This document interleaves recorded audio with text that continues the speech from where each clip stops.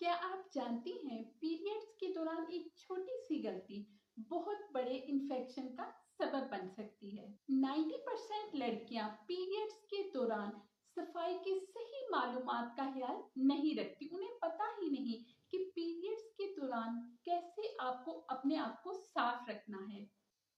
और यही वजह है बार बार इन्फेक्शन और बदबू की। अगर आप चाहते हैं पीरियड्स के दौरान आप दर्द से बचे रहें, गंदगी इन्फेक्शन से बचे रहें, तो ये वीडियो एंड तक जरूर देखिए। पीरियड्स के दौरान सफाई का एक ऐसा असूल जो बहुत सी लड़कियां नजरअंदाज कर देती हैं।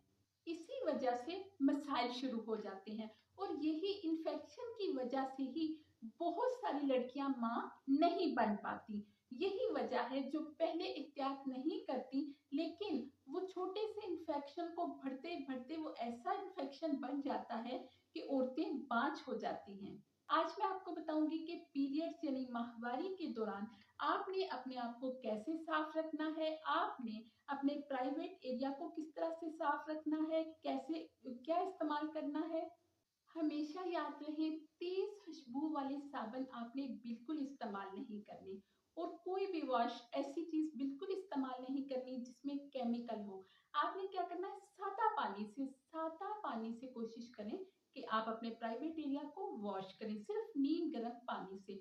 और अगर आपको बहुत ज्यादा ऐसा फील हो रहा हो, गंदगी फील हो रही हो या आपको स्मेल आ रही हो, थोड़ा सा डिटोल, बहुत ज्यादा नहीं, थोड़ा सा डिटोल, चंद कतरे डिटोल बस डालें और उसके साथ आप वॉश कर लें। ठीक है, सादा पानी के साथ, सादा पानी के साथ। और आपने कुछ भी ऐसा वैसा यूज नहीं करना कि जिससे आपका इन्फेक्शन बढ़ जाए। अब बात करते हैं कि पीरियड्स में नहाना चाहिए या नहीं।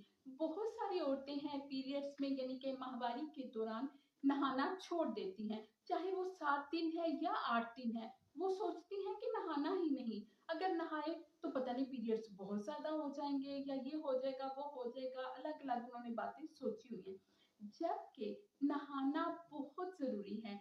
जब आप नहाते हो, साफ सुथरे होते हो, जरासीम से पाक हो जाते हो, तो बहुत सी बीमारियों से आप बच जाते हो। इसलिए हर रोज नीम गर्म पानी से आप जरूर नहाएं। नहाना जरूरी है, कोई कुछ नहीं होता नहाने से, बल्कि नहाने से आप अपने आप को फ्रेश और हल्का महसूस करते हैं, अपने आप को आप सेहतमंद महसूस करते हैं। अब बात करते हैं कि आपको जो अंडरगारमेंट्स है वो कैसे पहनने चाहिए इस दौरान, यानी कि माहवारी के दौरान कैसी आपके अंडरवियर कैसे होने चाहिए। आपके अंडरवियर कॉटन के होने चाहिए, थोड़ा ढीला सा होना चाहिए, बिल्कुल साफ। जब वो आपकी स्किन के साथ टच कर रहा होता है ना, बहुत ज्यादा जब आप टाइट पहनते हो तो उससे क्या होता है कि हारिश उससे शुरू हो जाती है।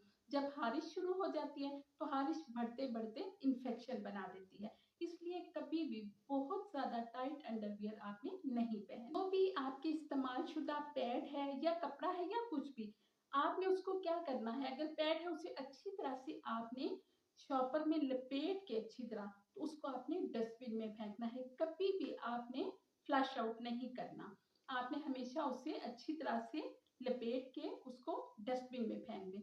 बहुत से लोग होते हैं कि वो उसको इकट्ठा करते रहते हैं और फिर जला देते हैं। अगर आपने जलाना ही है तो इतने इकट्ठे कर करके घर में स्मेल बिल्कुल ना फैलाएं, बल्कि जैसे ही आप चेंज करते हो उसमें कुछ भी मट्टी का तेल या कुछ भी ऐसा डाल के उसको जला दो।